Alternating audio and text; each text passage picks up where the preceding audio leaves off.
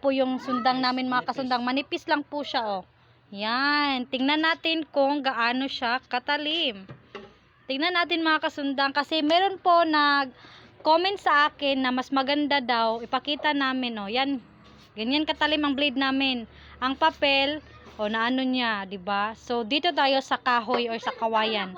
Ipakita natin sa inyo. Yan po, o 'di ba? Yan siya. Kawayan po yan mga kasundang ha.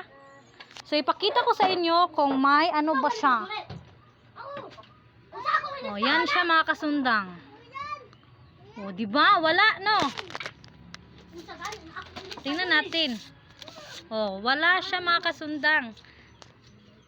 O matalim pa rin siya kahit 'di ba?